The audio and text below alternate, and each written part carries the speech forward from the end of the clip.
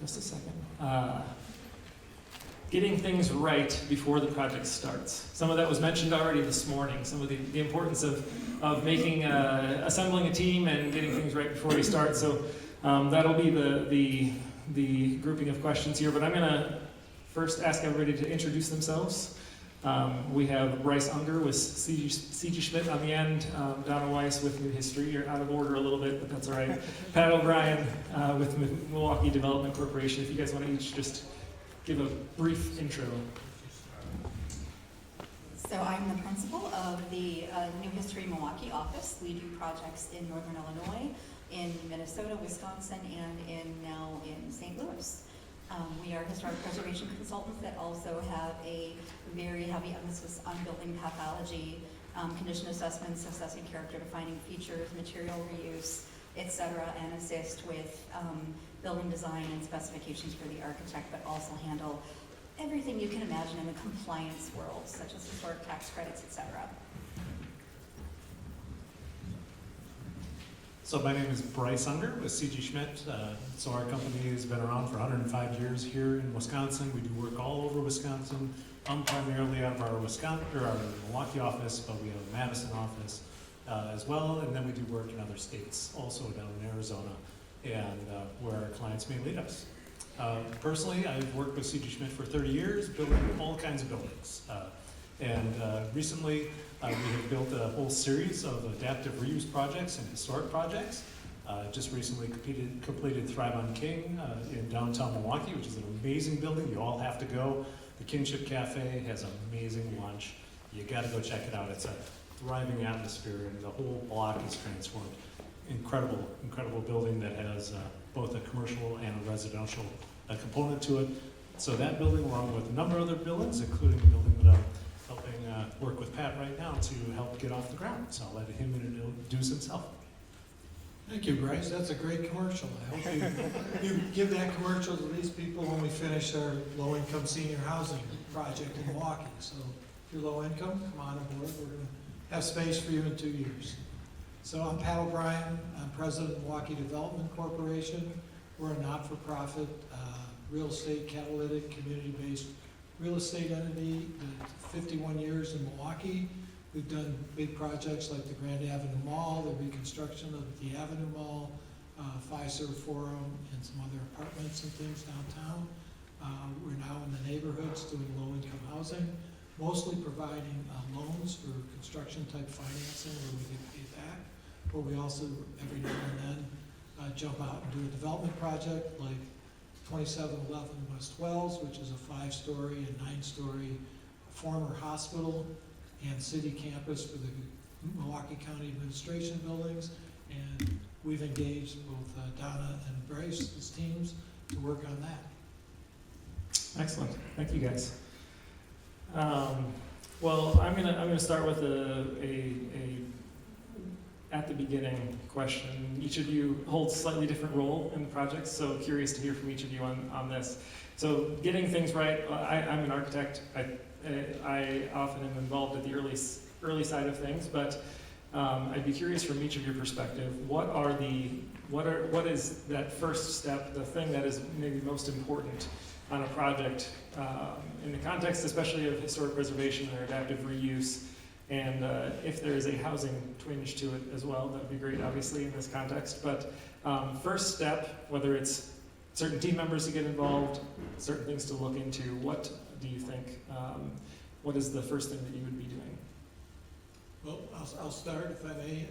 From the developer's perspective, it's putting a great project team together, and between architect, historic consultant, a contractor, the city, public officials, WIDA, from a historic LIHTC standpoint, and working with all those groups, making sure they're on board, and then lining up financing would be the first keys. Yeah, that's for recording, the others for projecting. And so to add to what Pat said, so it's having the right team members, meaning team members that have experience with the type of project you're doing and the type of building you're doing, but also when to activate those team members. So I'll give you a case in point. I won't name the project, But we have a proposal out, we've been told we're getting the project, but I know the architect is from another state because we work with them and they've already started the project.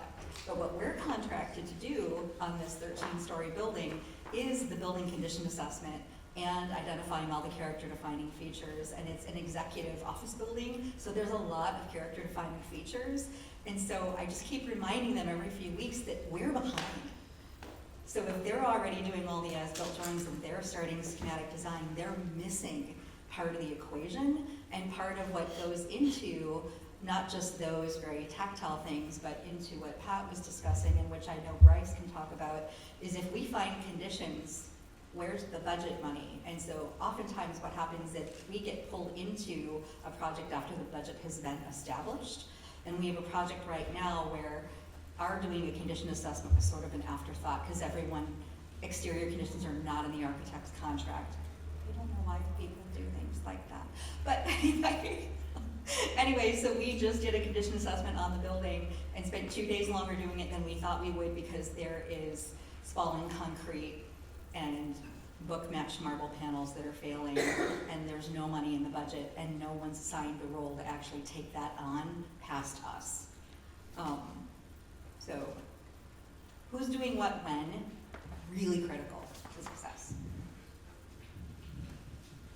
So that's a great intro. I would play right off of that. So for me, like when we step foot on a project, so you all showed some pictures of some amazing future projects that could get fixed up and rehabbed. But the most important thing is to begin to understand what's truly going on. So in some of the photos you saw where stuff was falling off the walls, and that kind of stuff can get cleaned up. But it's the what's going on behind that. I think of the wonderful desserts that we had. It can cause cavities, and when you have a cavity, you got to get to the bottom of the cavity in order to really truly understand what's going on, so you can fix it and repair it. And so that understanding is the very first thing that I think is so critical to a historical project, so that you can get it right from the very beginning. Excellent. Glad you have the mic back because I'm gonna. No, you can to him. Yes. This one a little bit more targeted to the developer side of things. One of the things, obviously, we're talking about work done before construction starts. A lot of new developers, especially, and just the general public, don't necessarily realize how much goes on beforehand. How do you, on the financing side and other things, would recommend people, if you were to give advice on that, especially with historic projects, as he's talking about? There's a lot of unknowns. What advice would you give on how to approach that preemptive, that early stuff? Well, first, I think, to reiterate, the team's important. Architectural historic consultant to give you an idea of what you can do and how it works. But you have to get a contractor on board for the pricing. Everybody has an idea of pricing. Some of it's hoped for, wished for, but the contractor knows somebody engaged in the market. So those three things from call it the construction building side. Once you get an idea of cost, though, while you're getting that, you also have to get your financing set up. We've got about 12 financing sources in this project, from state LIHTC tax credits, federal LIHTC tax credits, state and federal historic tax credits, actually 2 sets of historic because we subdivided the project into 2 condominiums so that we could get more state credits out of that. And then we've got a permanent debt, a construction lender, and probably 4 or 5 different sub-lenders under that, or grant financing. And so you have to pull all that together. And then I think the other piece is get at least a rough out of your timelines for all these things and what needs to happen. Because as we know, a lot of municipalities and governmental agencies move at what we like to call all-due municipal speed, which is not your speed. So, but it has to be done, and if it's not done, projects are set back constantly because they don't meet deadlines. And they've got deadlines and things they have to. So I think the other thing then is just understanding everybody's perspective and where they're coming from and getting them on your team, including the public agencies and things that you need. Excellent. On that, I'm going to go back to the historic consultant side of things. For you, Donna, you mentioned coming in late-ish, proposals in, but work-wise late. If you were to help set up a developer or client for success, at what point is your involvement and what does that look like from? Usually we're the first people in the building. And the reason we're the first people in the building is because by the time everybody gets ramped up to do their work, there's things that we could know that would actually save some time. So do we think we have asbestos tile? Do we have transite tile? Do we need to do some environmental testing, which I know you know a lot about. But also even if we do a walkthrough, what kind of conditions are we dealing with here? Because one thing that I see happen is that the existing building envelope gets forgotten about on development projects, especially lower income development projects, because you have so much money. You're like, okay, how much money per unit to build this development out? But you're forgetting sometimes about the actual roof and the drainage system, and maybe there's some sidewalk faults, right, Pat? Here and there. Here and there. So we've had projects where we've been brought in later, but they've already decided how much money they have to do the project. And as most of you will know, it's really difficult to go and get more money. In many cases, it's impossible. So to get that number right, you need a team that has the expertise on the right building materials for that project. And then we identify those materials and the conditions of those materials and work with the architect and the structural engineer to decide how those things need to be fixed to make sure the budget for the existing building is set first. And then, okay, so if we're gonna do this many units and we know it's gonna be about $150,000, $200,000 per unit, then we can kind of get to a building budget pretty quickly, but oftentimes that building envelope is left. And we've had projects where, despite the recommendations that we've given, strong recommendations that we've given, I'm looking at you because I know you know what project you're talking about, they have found things that were, I would say, catastrophic. Very late in the project, that if we had done it the way that we had recommended, because obviously your client wants you to do certain things, your client is your client, you're gonna do what they've asked you to do the way that they've asked you to do it, despite the fact that you've given them the benefit of your knowledge and your expertise, and they've said, well, we're just gonna do this, we don't wanna spend money this, we don't wanna go through an exploratory demolition phase, we don't wanna laser scan the building, and then something happens, and they're like, oh, the parapet's collapsing, and there's no money to fix it. And we really work very hard for our clients to make sure that does not happen, but we don't always win those discussions, so. Excellent. You touched on some of this now, but this will be for all three of you in whatever order you want. Where do you see things break down the most in the process, especially on the pre-construction side? There's a lot of spots that things can get derailed. And sometimes that's early in the process and sometimes it's far later than you want it to be. But where do you see spots that things break down? Sure. Well, so Donna kind of mentioned this a little bit at the beginning in talking about how when an architect takes the drawings and goes and draws and does their thing, like in a new building, the contractor would build what's on the drawings and the specifications, and that's what you do. And in the case of historic buildings and that type of thing, there is the enclosure and some of the other elements that don't get necessarily the same attention that they should get because they're existing conditions. So the breakdown can happen in pre-construction if those aren't addressed early, where you have a clear understanding of what you're going to do where and where the potential risks are. And then when you kind of move past or move through those or find them, because sometimes it's not visible. It's sometimes that you got to get into it, and then you've already got the whole thing opened up. And then what do you do? So making good plans for those things up front is how you can help the process go much smoother, and then you can all face the risk together. And I think that's really important. That partnership is critical, so that you tackle the challenge together, and then you move through it and on to the next, and successfully complete the project.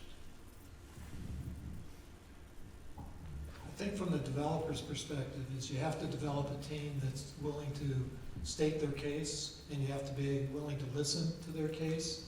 I think from the historic standpoint, there's things that, that historic consultant says you have to have, there's things that you might have to have, or there's ways around it, or things you want. So you have to say, this is better, this costs too much, those kind of things. But be willing to hear what's likely, not what you want to hear. And I think the same thing from a cost standpoint. Bryce would probably tell you that I push back, okay, here's a number, it's an estimate. Well, how good an estimate is it? Is it within 10%, 20%? Do you feel good about it? And get some commitment level without a full commitment until you get to the drawings. Otherwise, you're just going to be swimming, but you have to have an idea of where the project's heading and where the shortfalls are, so you can go look for additional financing or tell your financing partners it could be a little more, a little less, or and hopefully you're covering all the bases up front, because in redevelopment projects, things tend to get more expensive than less expensive, and you've got to have options for that. And if you have nothing to add, that's fine too. You don't have to. I was just thinking that as you learn, there are things that we've decided to add to our deliverables for clients to make sure that things like what Bryce was saying there's no way anyone's going to miss them. So now we do, just like like for the architectural sets, we do keep notes that are all the character defining features in the building. And we work to do that as early in the process as possible, so that the architectural team and the structural team and the interior designer, one of our projects has an interior designer from Paris, so it's in French and in English. Anyway, that's a side note. So, it's so that everyone has the same information, but it gets into the bid set, so the GC sees it, but then all the GC sub sees it. Because not everyone wants to read the specs. And we have these really large bid manuals, and we write a lot of historic material specs, but sometimes what happens is that they get lost in translation, or somebody doesn't read it, and they're like, oh, we didn't bid the mosaic tile floor, but it was in the specs. So now we make sure those drawings are in the set, so that everyone can see it, and everyone knows and can bid what needs to be protected during construction, removed during construction, or maybe it's something we want removed so it can be reused. Proven to be very helpful so far. You've all mentioned surprises, which historic projects are rife with usually. The only thing not surprising about a historic project is that there are surprises. When those do come up, what do you think separates a good team from one that doesn't? How is it handled effectively on a project? Honestly, it's really a matter of, okay, this has happened. What do we do now? And you gather the team, you have a conversation about it, the pros and cons, what direction do we need to take, and is this a deal breaker for one reason or another, and you just move forward. No one gets emotional, you just get it done.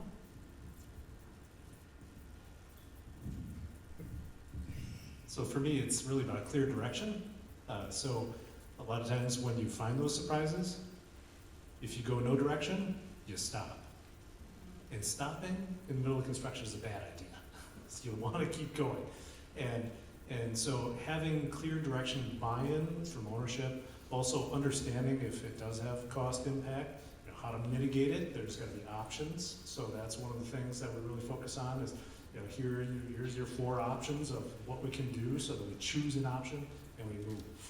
It's that thing of keeping moving, but moving together and moving quickly. That's the critical part about that to do. I would also mention consultants are really important, meaning like structural is a really key thing. If you find structural challenges, having practical solutions that aren't way over conservative, because when you're dealing with structure and historic components, you don't know what it's made out of, you don't know what you can trust, and so it becomes really difficult to come up with a really practical solution that answers the question and is able to get done at an economic price. Nothing to add. Nothing to add. Sounds good. That's why we picked these consultants. This will be more consultant related as well, but not necessarily. I guess you may have something to add here as well. Thinking about we've talked about some of the tools that are used here. Matt has mentioned scanning technology and other things that are used. We scan a lot in our firm as well. But what things do you use to perform your jobs that help specifically on the you're a historic consultant, so everything on the historic side of things. But what new technologies? What technologies are you utilizing? Honestly, I have more tools than most people. I think to understand things, you have to be willing to ask your client, you mind if I cut a hole in this? Because I really need to understand what's going on. We have a lot of good technology to use and a lot of things like being able to enter data in real time and do wand scanning, et cetera, but really like being able to dig into something and really understand it and look in past the surface so that we can identify where there might be problems in the future so that we're uncovering as much as we can so that it doesn't become a problem. Hammer in a bar. Yeah, absolutely.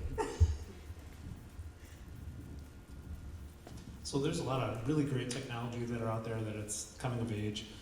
One of them that's very simple, and there's a number of different brands of this, so Matterport is a solution that you'll walk through the building and it captures everything in photographic image, and then you can follow yourself in your trail along. So Donna talked about keynotes on the drawings, keynotes on visual images of the building, and so you can say, what are we going to do here? What are we going to do there? And what about here? And it's a picture is worth 1,000 words, and 1,000 pictures are worth 1 billion words. I don't know. I'll think of it. But so that's a really simple economic solution. When we get to true laser scanning, where we're actually going to integrate a point cloud into a CAD drawing of the building. So that's another really useful component. So we do a lot of 3D modeling with many different elements. A lot of that's how we integrate the mechanical, electrical, and plumbing into the project. So for example, on the project that we're working on now with Pat, they have concrete joists that are every 20-some inches on the center, and we have to put all these plumbing drains in.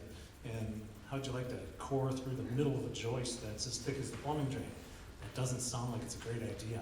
So that scanning and that modeling and that coordination is something where you help to understand exactly where everything is, and then it can go in exactly where you want it to be and coordinate it to be.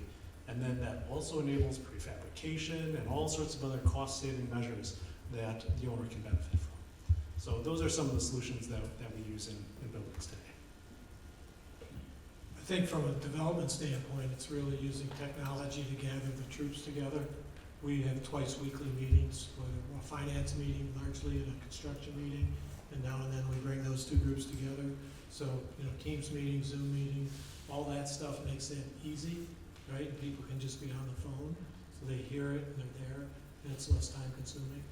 I think that, and other than that, maybe if an electric sawzall counts as an innovation. Absolutely. Then Absolutely. that would be another thing. You can keep the mic. I'm gonna go back to you now with this, specifically from the developer side. How long have you been in development? I started with Trammell Crow in 1981. 1981. So you've learned some lessons over the years. Yes. I'd be curious for someone who was just about to start their first historic development on the developer side. What is a single, if you can say a single piece of advice, other than assemble the right team? What is something that you can think back over your years, a lesson learned that you would pass on to someone, save someone the brain and maybe financial damage? Is don't an option? Is that a credible response? Run. That's a fair answer, but not the one I want to accept. So I don't have a lot of experience in historic. We do have some. I think the advice is really, it's assembling the team and being ready up front and just be prepared. It's more time than you think. It's more pre-development costs than you think. So there's an extensive, we're doing a project, we're probably $1.5 million into it, and we don't know if it'll happen yet. We think it's likely, but it's a $50 million project. But surprises come up and you have to be responsive to it. You have to be like putting in puzzles. The fact that there's LIHTC in our project makes it way more complicated than just historic. So I think, the historic, it's really the unknown. So you really got to dive into the building and use the tools you have out there for that. Excellent, thank you. And last question before we go to the audience, and any one of you can take this, or more than one if you would like, but one thing that you would do differently on your next historic project, is there a recent lesson or approach that you would change? Sure, so some of that incorporates into the idea of the keynotes in this model. Or the Matterport model, where all of our subcontractors can see. So it's, how do you quantify, so on a recent project that we did, we had a number of allowances, because it was really difficult to quantify what was going on. And these allowances were really difficult for us to manage and contain and control. And so just that ability to use technology to quantify what a subcontractor is going to both bid on and then execute for you, so that they can make a great plan and it can get done successfully. And then that can clarify and take away some of the challenge of, well, how far do I go? Where do I stop? Now, I only was going to go to here, and you really need to go to there. And same with the consultants and all of us, that we can all be of like mind. I mean, we do a lot of that with mock-ups already, which is another great way of doing that, intangible. You can touch it, you can feel it. But trying to push that early is a fantastic lesson learned.